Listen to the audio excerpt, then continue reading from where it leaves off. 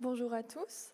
Merci beaucoup d'être venus nombreux pour cette fabuleuse conférence sur les paravents Namban, donc image d'un monde connecté à l'époque moderne, que Madame Alexandra Curvelo vient nous présenter. Alors Madame, vous êtes professeure à l'Université de Nova à Lisbonne. Vous avez réalisé un doctorat sur l'art Namban du XVIe siècle.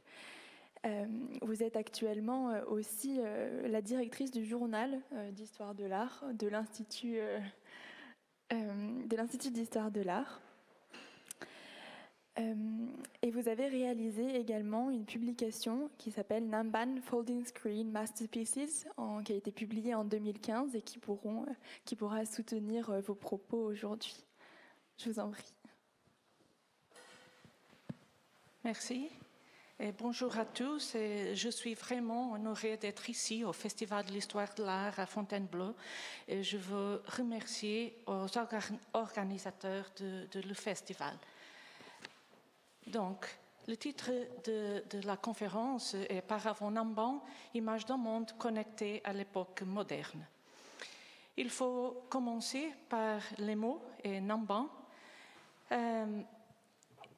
Namban est un mot d'origine chinoise et était initialement employé par les Japonais pour se référer aux habitants originaires de l'Asie du Sud-Est. Au XVIe siècle, le mot a également englobé des peuples du Sud-Europe, nommés alors Nambanjin, terme qui signifie littéralement « barbare du Sud ». Namba et Nambanjin ont désormais servi à désigner la plupart des étrangers qui commerçaient avec le Japon dans les ports de l'île de Kyushu, notamment les Portugais, nommés de la même façon que les Indiens, car c'était par l'Inde qu'ils arrivaient au Japon dans la nao do trato, ou le grand navire noir en japonais nommé Kurofune. Les paravents Namban ont été réalisés au Japon entre la seconde moitié du XVIe siècle et la première moitié du XVIIe siècle. Cette époque s'y est caractérisée par l'apparition d'importants chefs militaires nommés daimyo, des chefs militaires locaux qui ont peu à peu conquis des terres et pour se lancer ensuite dans une guerre incessante pour l'hégémonie du territoire. Dans ce scénario, l'arrivée des Européens, surtout des marchands et des missionnaires chrétiens, et l'entrée d'une nouvelle technologie militaire, notamment l'arquebuse à mèche, ont revêtu une importance particulière dans le déroulement des événements. L'unification du royaume du Japon s'est agi d'un phénomène complexe qui a englobé plusieurs champs de la vie politique et sociale. Et en plus, c'est le temps où, pour la première fois de son histoire, le Japon voyait une présence étrangère installée à l'intérieur de ses frontières. Simultanément à l'unification du pays, un changement important du point de vue de la peinture et du mécénat s'est produit. L'école Kano a été un des grands protagonistes de cette transformation et c'est précisément à dépendre de cette école que sont attribués quelques-uns des exemplaires les plus remarquables des paravents Namban, illustrant les Nambanjin au Japon, dont sont catalogués presque environ 91 paravents. Le point de départ de l'exécution des paravents Namban représentant les Nambanjin et le Kurofune est placé autour de 1593, quand un groupe de peintres de l'école Kano, parmi lesquels Kano Mitsunobu, se serait déplacé à Nagasaki et aurait eu alors l'occasion d'observer les Européens et le grand navire noir. Donc, la ville de Nagasaki, à la fin du XVIe siècle, était déjà un port d'arrivée sûr pour la nao do trato, le grand navire noir, centre fondamental de commerce Macao au Japon, et principale base d'opération des commerçants et missionnaires occidentaux. Donc, les paravents Namban les plus anciens que l'on connaisse de la fin du XVIe siècle est associé à Kanoneisen et aussi à Kanodomi. Ici, le père de paravent attribué à Kanodomi au Musée national d'art ancienne à Lisbonne doivent être précisément le résultat de cette incursion de l'école Kano à la ville de Nagasaki, ou des peintres de l'école Kano, et devait se destiner à répondre aux demandes d'une clientèle aisée de la région de Kyoto et de Osaka, Sakai, où se trouvaient également les plus importants ateliers de la peinture de ces artistes-là. Ensuite, dans un processus qui s'est prolongé jusqu'aux années 1580, c'est-à-dire 40 ans après l'expulsion des Portugais du territoire, nous assistons à la contribution d'autres peintres de la même école, mais maintenant culminant dans l'éloignement progressif du schéma original produit par Mitsunobu et se terminant tardivement dans des compositions qui attestent de la méconnaissance et de l'éloignement des réalités peintres. Pour leur composition, ces peintures sont probablement redevables des représentations de missions commerciales et d'ambassades provenant de Chine.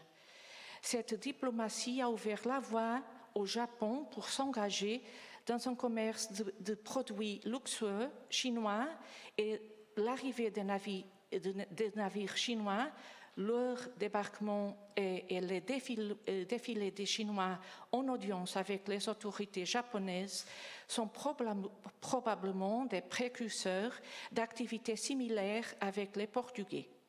Bien qu'il en reste très peu de preuves picturales, les paravents japonais contemporains sont mentionnés dans certains textes. C'est dans un cadre de changement et d'ouverture des courants artistiques japonais, phénomène dont les Nambanjin furent les témoins, qu'eux-mêmes se sont transformés en objets de représentation, passant de la réalité vécue du paysage japonais dans les peintures à des spectateurs et acteurs importants d'un moment de l'histoire japonaise ainsi fixée.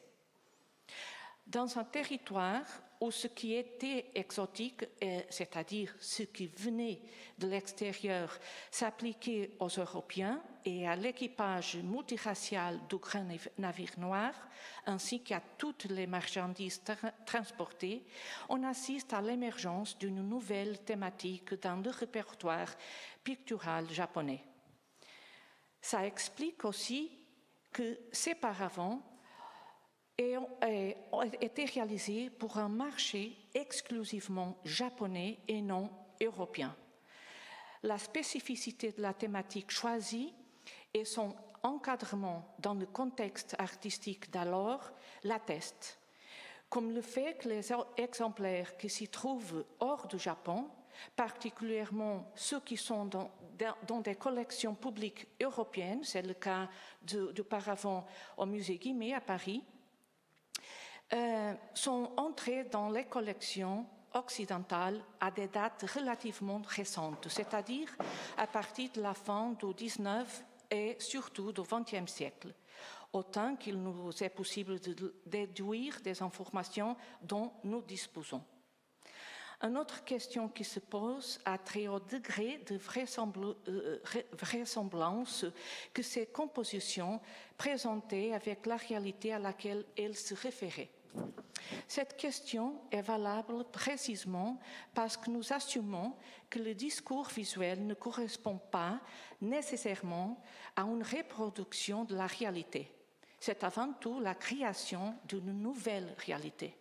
Et pourtant, il faut souligner la similitude que nous pouvons trouver entre les représentations des paravents Namban et celles d'autres sources picturales qui ne sont pas japonais. En cela, les gravures qui illustrent le livre du Hollandais Jan-Hugen van Linhoten, auteur de l'itinéraire Voyage ou navigation aux Indes orientales au portugais, publié en 1796 après un voyage de 5 ans en Asie, sont particulièrement significatifs. Il s'agit de confronter des images produites à la même époque, mais dans deux contextes opposés. L'un est le Japon en processus d'unification et une école de peinture associée à son élite militaire émergente. Et l'autre est la Hollande qui s'assume de plus en plus comme une grande puissance ultramarine européenne.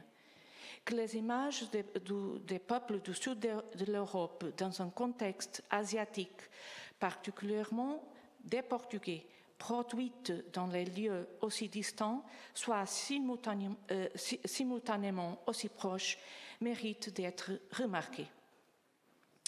Eh bien, autre légende, l'importance conférée à l'activité marchande dans ses compositions à caractère narratif est notoire.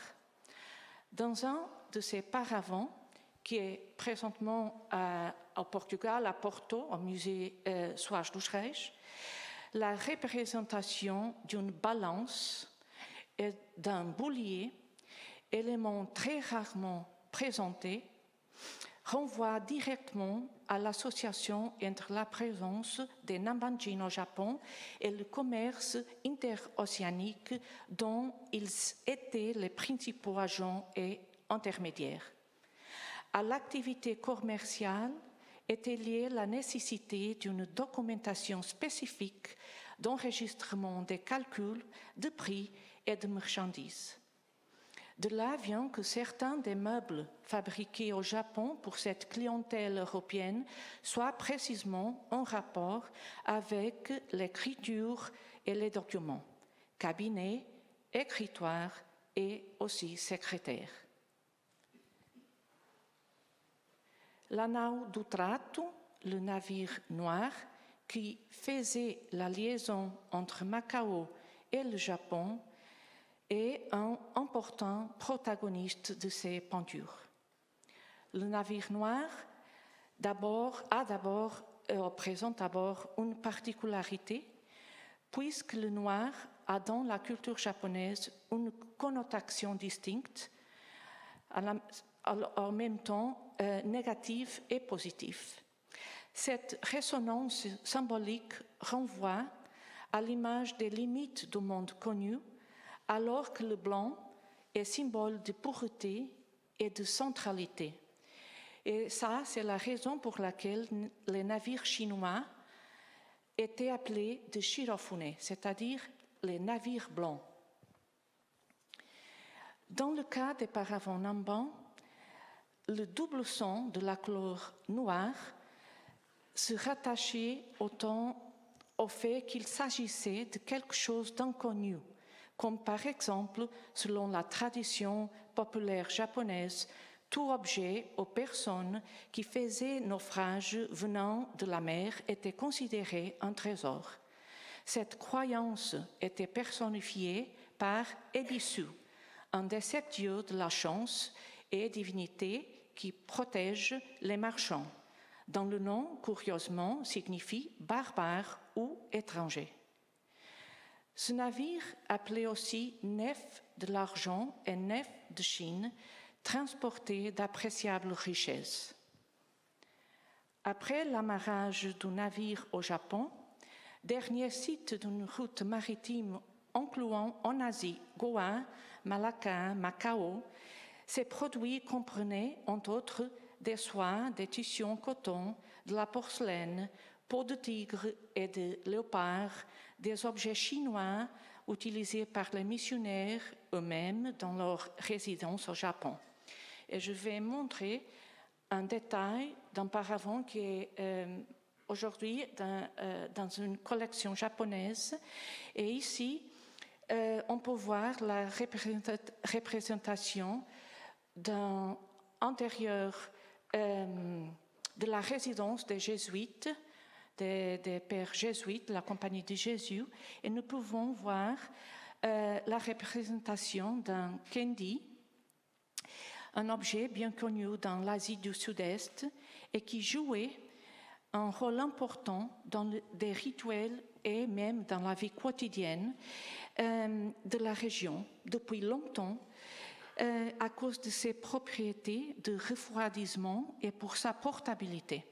Nous pouvons voir aussi la présence d'une chaise chinoise Ming en ciseaux portable dans laquelle se trouve un missionnaire âgé avec des lunettes pour la première fois introduites au Japon dans ce moment-là et des papiers dans ses mains.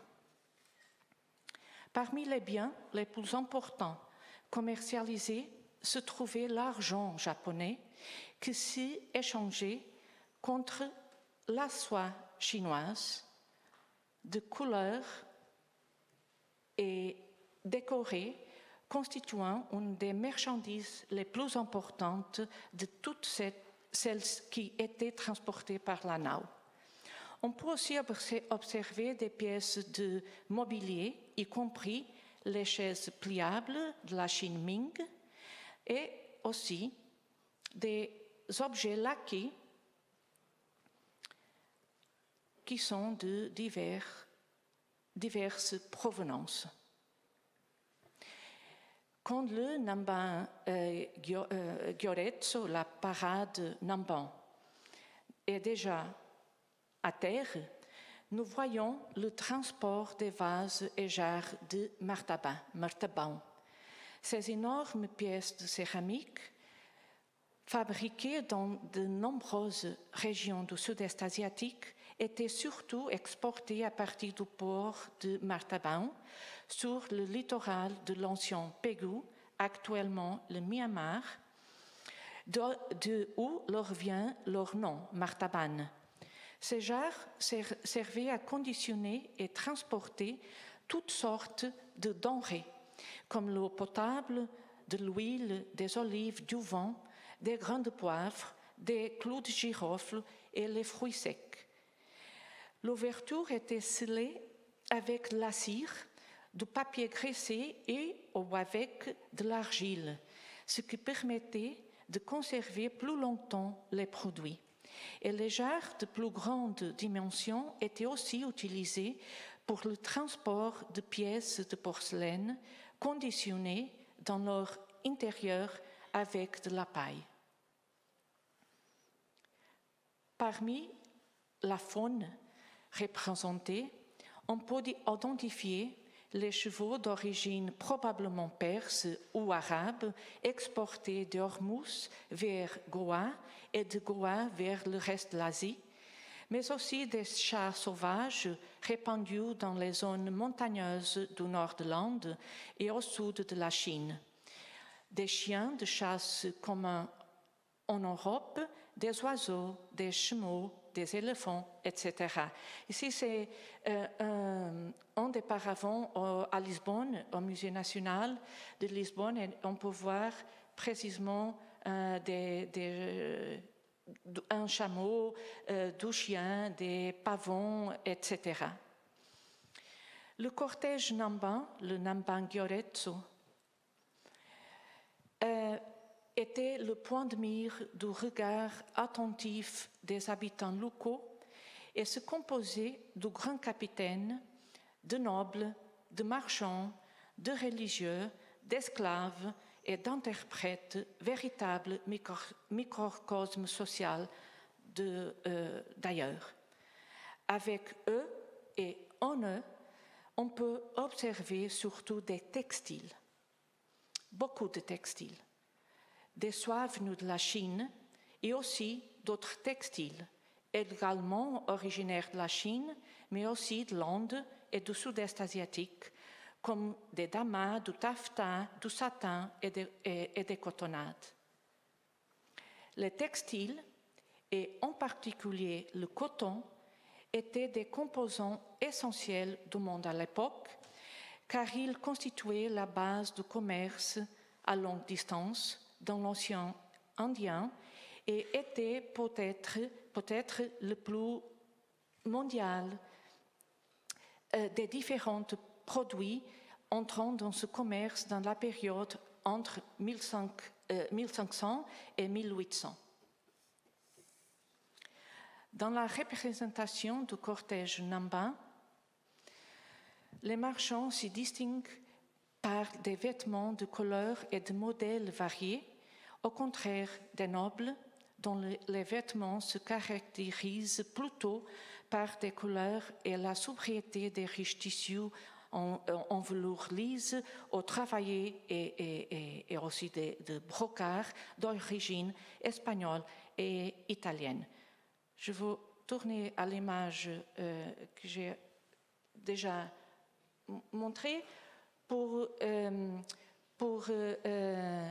parler un peu de ce personnage-là, avec un chapeau noir, mais aussi avec du mouchoir blanc et la présence de l'or dans des colliers qu'il porte, et aussi l'introduction d'une technique très très spéciale dans cette peinture-là, qui est l'utilisation en japonais c'est le gofon, donc c'est-à-dire l'utilisation de l'argile qui est appliquée sur la peinture, et après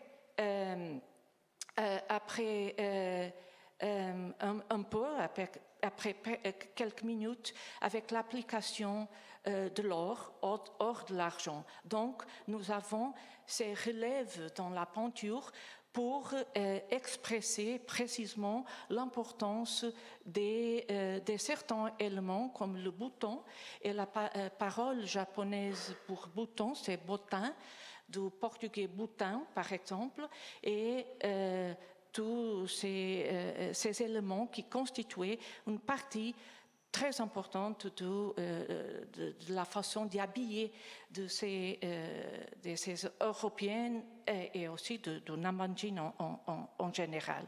Et donc, le contraste entre les marchands et aussi les nobles, on peut voir ça pour les vêtements, bien sûr.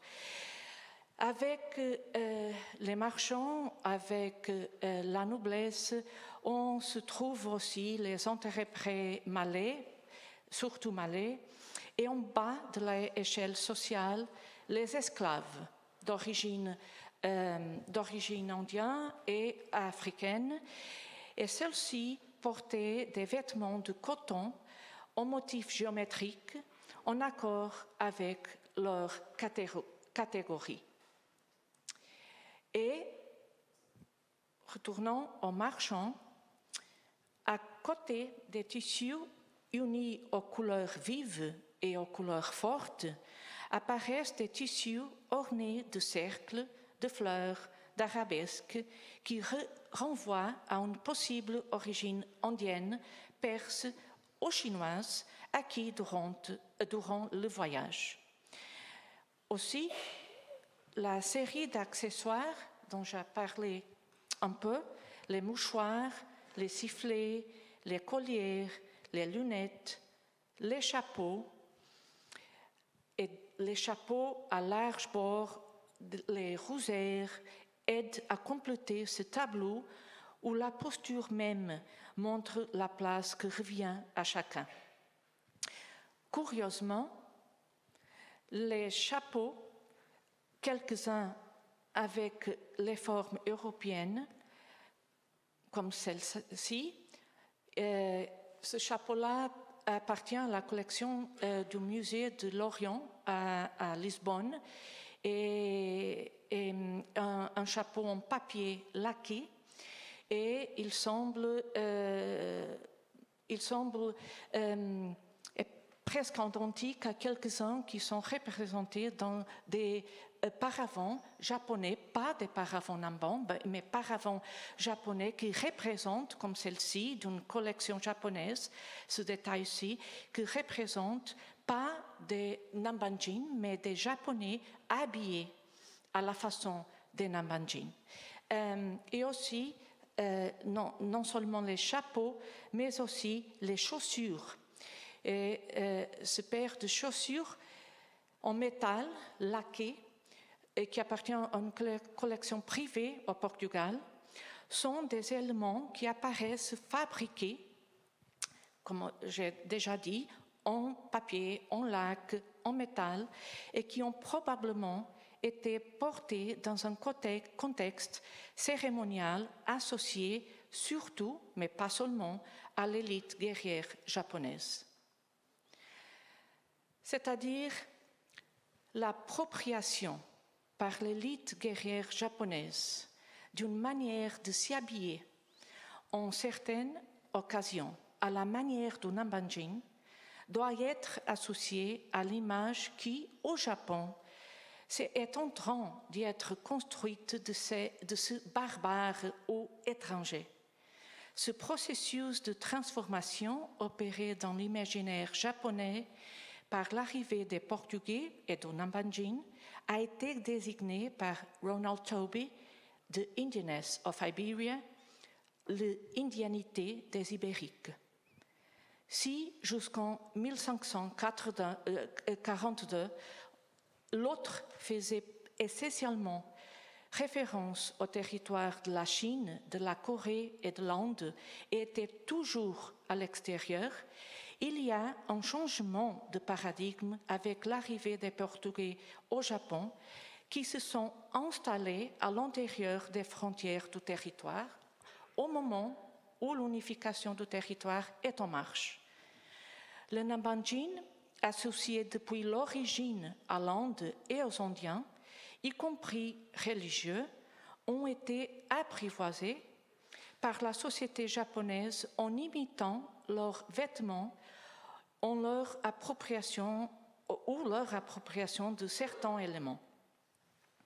Cette Indianness of Iberia fait naturellement partie de l'importation et de la consommation croissante des objets, des biens et surtout des textiles asiatiques, dont des Indiens dans l'archipel japonais datant du milieu du XVIe siècle, époque où la soie, le coton, mais aussi le lin et la laine étaient échangés contre les métaux, l'or, le cuivre et surtout l'argent, beaucoup d'argent. En Japon, il y a des mots qui se réfèrent aux textiles qui dénoncent l'association géographique qui les a initialement désignés, indépendamment du début progressif de la production locale même.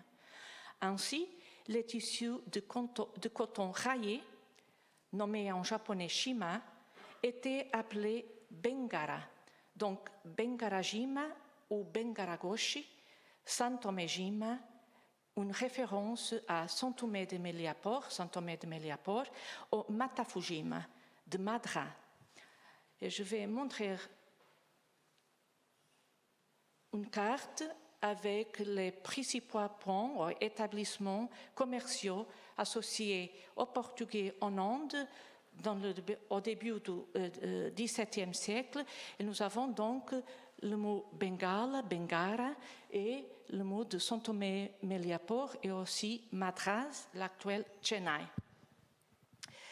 Donc, lorsque les toiles de style Saint Thomé ont commencé à être fabriquées au Japon, à Kyoto, et à l'époque Edo, c'est-à-dire au milieu du XVIIe siècle, ils sont devenus connus sous le nom de To Saint Thomé ou Tozan, littéralement Saint Thomé chinois, parce que To, la Chine Tang, était synonyme d'un lieu et d'un temps lointain.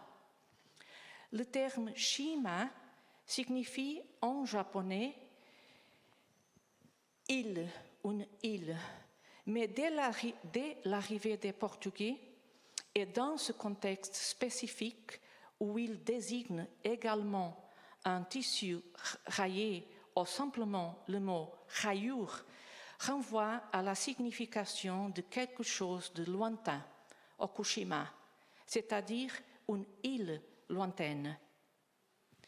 Ajoutons également que selon Shimura Izumu, le mot Shima prend pour la première fois sa connotation à rayure dans le Nippojisho, ou le vocabulaire de la langue japonaise publié par les jésuites en Nagasaki en 1063.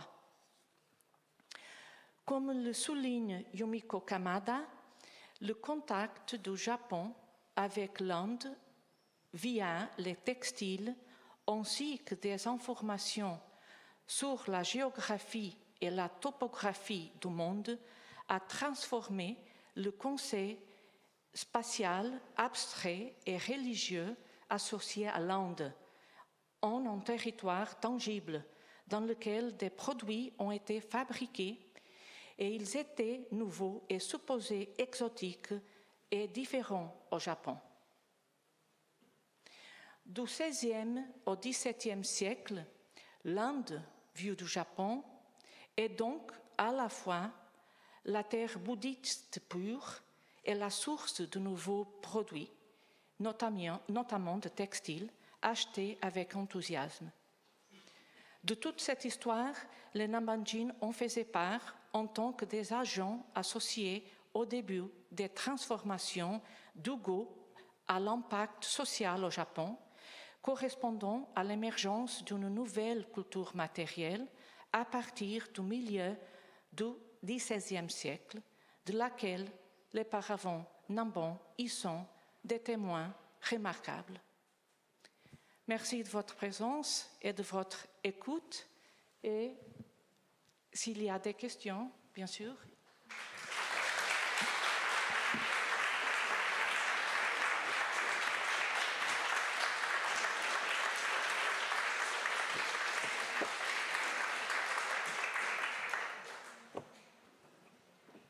Y a-t-il des questions?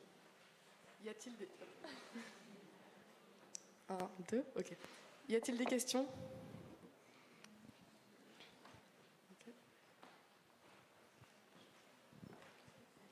Oui, merci vraiment beaucoup pour cet exposé absolument fascinant. J'ai une question sur le... Vous avez dit que les paravents sont arrivés, les paravents Namban sont arrivés tardivement au 19e et au 20e siècle. Mais il me semble que, en dehors du Japon, la plupart des paravents Namban sont au Portugal. Donc il y a vraiment eu un souhait, une volonté de la part des collectionneurs portugais de collectionner. Oui, j'aurais aimé en savoir plus. Bon, je vais essayer de répondre en français, mais excusez-moi parce que je n'ai pas l'habitude de parler en français. Donc oui, le premier paravent que je connais dans une collection européenne, le paravent Namban, avec la représentation des Nambanjin et du Kurofune, est précisément le paravent au musée Guimet. Donc le paravent des 1000 guillemets, et ce paravent-là a entré dans la collection des 1000 guillemets, bien sûr, au XIXe siècle. Mais les paravents au Portugal, donc nous avons 3 paravents à Lisbonne, au Musée national d'art antique, le Canon Eisen, le Canon Domi et un autre paravent plus tardif, ainsi que le paravent du musée, bien sûr, du Musée d'Orient et le paravent au Musée du Porto. Tous ces paravents sont entrés au Portugal après la Deuxième Guerre mondiale. Et je suis en train de faire de la recherche sur ce sujet-là parce que les personnes qui ont vraiment été importantes dans ce circuit et avec des réseaux et des liaisons au Japon étaient le corps diplomatique, les diplomates portugais au Japon. Et je pense que l'époque des années 20, donc 1925-26, était vraiment une époque très importante pour l'établissement de ces réseaux-là au Japon. Et bien sûr, les diplomates ont joué un rôle vraiment important. Donc, c'est à cause de ça que je dis et que je disais que les paravents Namban, avec cette représentation, étaient pour un marché japonais. Donc, l'élite militaire, des marchands japonais, mais pas pour exportation. Les paravents qui étaient exportés, je peux user, je crois, ce mot-là, à l'Europe, étaient des paravents japonais, mais avec la représentation d'une thématique japonaise. Les fleurs, les oiseaux, les paysages, pas les Nambanjin, bien sûr. Ça était pour le Japon.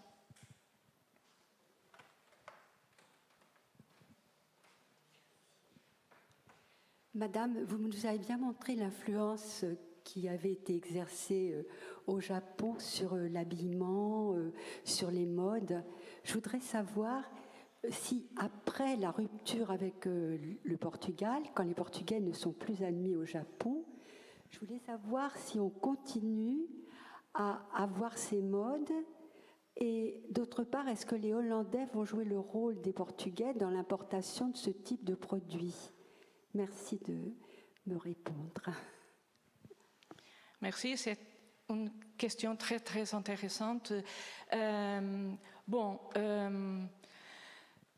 pense qu'après l'expulsion des Portugais, la mode de s'habiller à la façon des Nambanjin a cessé au Japon parce que, bien sûr, le contexte était tout un autre.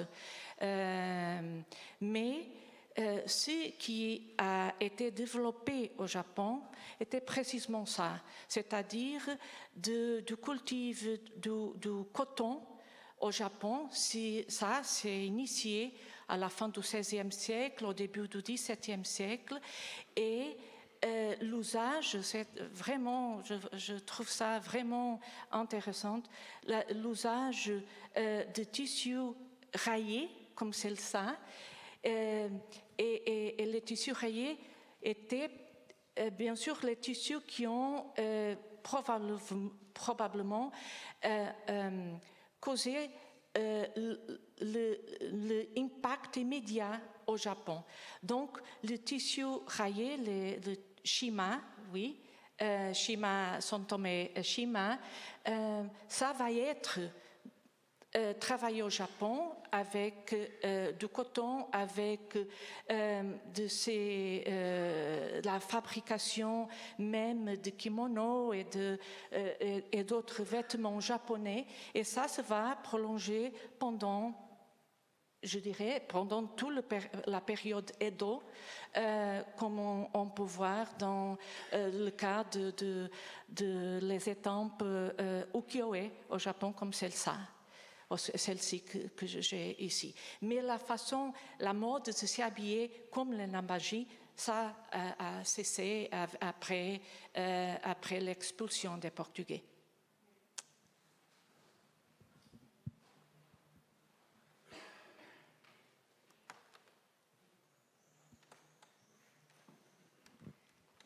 Pas de questions?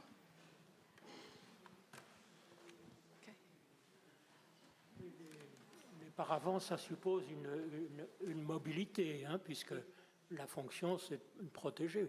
Mais comment vous attribuez toutes ces figures qui viennent décorer? Est-ce que ça s'ajoute auparavant où il y a des fleurs, des motifs floraux ou des animaux? Donc il y a une histoire sur ces paravents.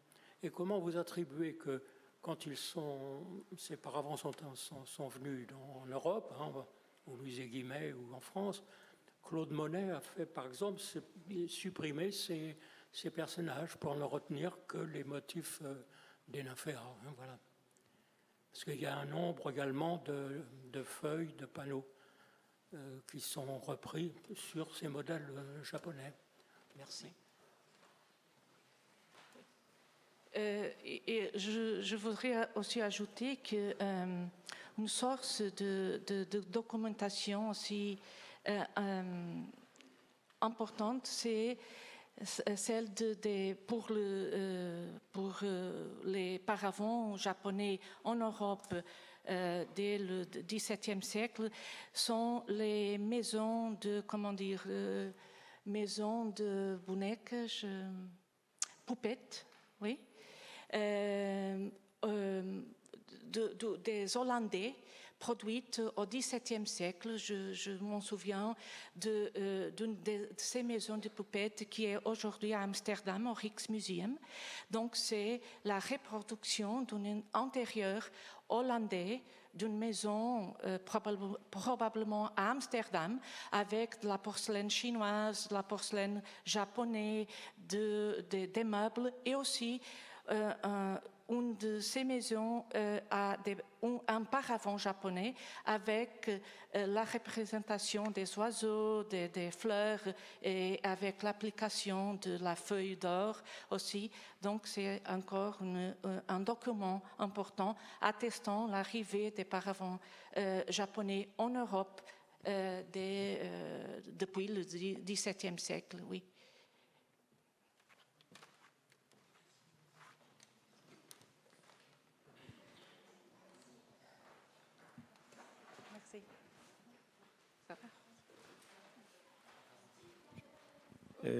Oui, vous avez montré l'importance des Portugais au niveau des objets et des tissus, etc. Mais est-ce qu'il y a un changement d'esthétique dans les paravents japonais au moment de l'arrivée des Portugais? Il est au moment où les Portugais arrivent au Japon, il y a un changement d'esthétique pour l'élite militaire japonaise et surtout dans l'école Kano, les peintres de l'école Kano qui vont travailler pour l'élite japonaise, notamment pour Toyotomi Hideyoshi, pour Tokugawa Ieyasu, vont développer certains sujets dans la peinture, ce qui est déjà appelé la peinture d'histoire, notamment la peinture avec des sujets du quotidien du Japon à ce moment-là, c'est-à-dire la vue de Kyoto, de la capitale, des environs de la cité, et aussi de ce quotidien-là, qui est le quotidien de la présence étrangère au Japon, non seulement les Portugais, mais les Nambanjin. Donc, la perception de vivre un moment de changement politique, de changement social au Japon, je pense qui est traduite dans ces peintures des paravents, surtout à l'école Kano, qui sont les artistes plus proches de l'élite militaire japonaise. Donc, l'esthétique avec l'utilisation des couleurs riches, de l'utilisation de la feuille d'or, ça va être développé par l'école Kano à ce moment-là, mais aussi par l'école Tosa. Mais surtout, c'est l'introduction de ces sujets associés à la vie, à une vie quotidienne japonaise, je pense. C'est le principal changement dans l'iconographie de la peinture de ce moment-là, oui.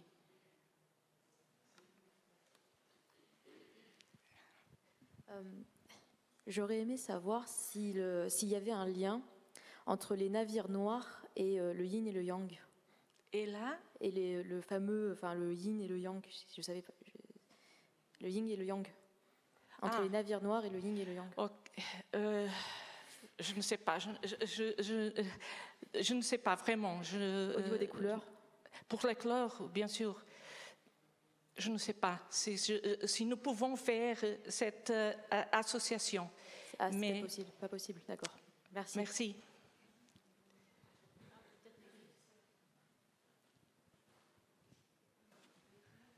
J'ai une question justement sur l'influence japonaise sur l'art portugais. Est-ce qu'il y a, à l'époque, 16e siècle, est-ce qu'il y a un contact avec le Macao, avec, aussi suite à un voyage, quand ils sont entrés, est-ce qu'il y a des influences?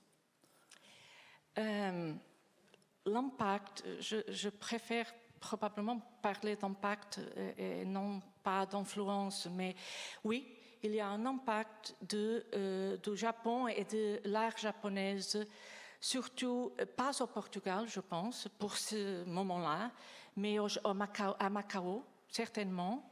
À Macao, Macao était un centre de production très important.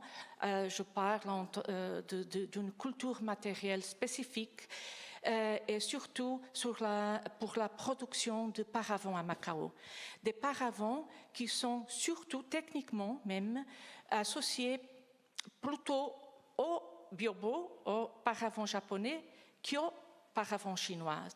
Et donc, l'impact des paravents de l'art japonais, de la laque aussi, bien sûr, sur le sud de la Chine, avec beaucoup d'utilisation de la technique Raden, oui, de nacre, et bien sûr, surtout les paravents, avec la fabrication à Macao, et aussi une autre voie qui est Trans-Pacifique, la production et l'impact des paravents japonais au Mexique, à Nouvelle-Espagne. Et ça, c'est vraiment surprenant et merveilleux même. Donc, le Mexique va être, après le Japon et la Chine, la troisième région du monde pour la production des paravents. C'est ça. Et le mot qu'on utilise, comme en portugais, est biombo.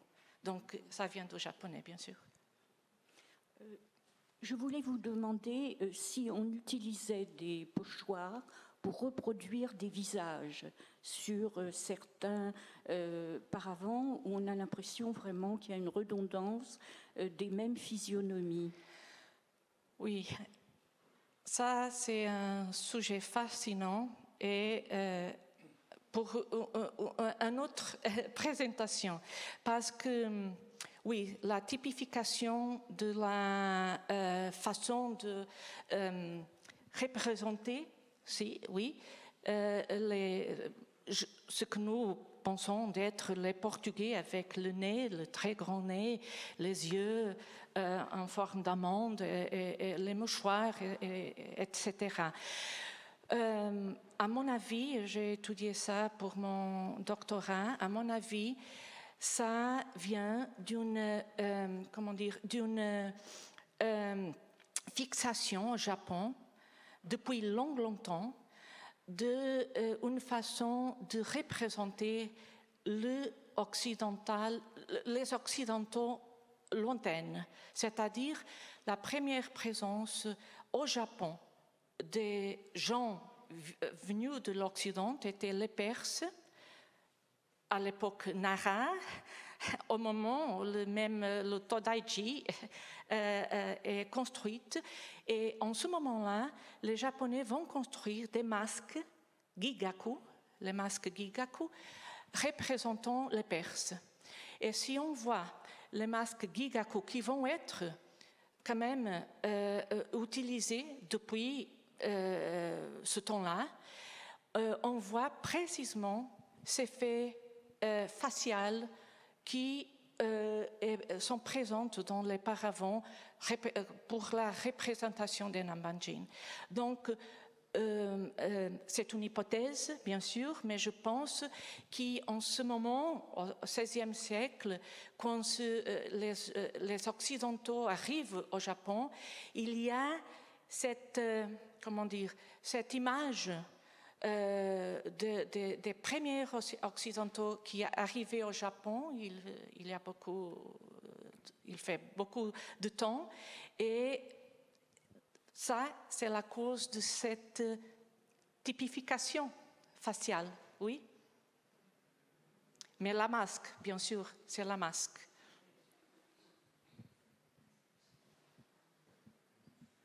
Merci beaucoup. Est-ce qu'il y aurait une dernière question, un dernier commentaire à faire? Non? Alors peut-être que je peux moi-même poser une question éventuellement. Vous avez parlé de la production de ces paravents pour un marché japonais. Et après l'expulsion des Portugais sur le territoire du Japon, est-ce que vous savez quel a été le devenir de ces paravents? Est-ce que après l'acquisition par les Japonais, ils ont été cachés, détruits ou au contraire recouverts par un autre décor? Les paravents avec les Nambanjin, c'est paravents, oui. Le fait que nous avons presque 100 paravents avec la représentation des Nambanjin et du Korofune, je pense que ça indique que ces paravents n'ont pas été détruits comme d'autres peintures qui étaient associées pas à l'école Kano, mais au séminaire de peinture jésuite au Japon. Ça, c'est toute une autre histoire parce que ces peintures-là n'ont pas directement liaison avec la mission chrétienne, avec ce qui était vraiment le problème de la présence portugaise au Japon. Donc, ça a été considéré ce que nous pouvons dénominer aujourd'hui de peinture d'histoire, pas de peinture religieuse. Donc, la destruction de la peinture au Japon après l'expulsion des missionnaires et puis après l'expulsion des Portugais, visageait surtout la destruction de toute l'image qui avait association ou été liée à la mission chrétienne, pas cette production-là. Heureusement. Très bien, merci beaucoup.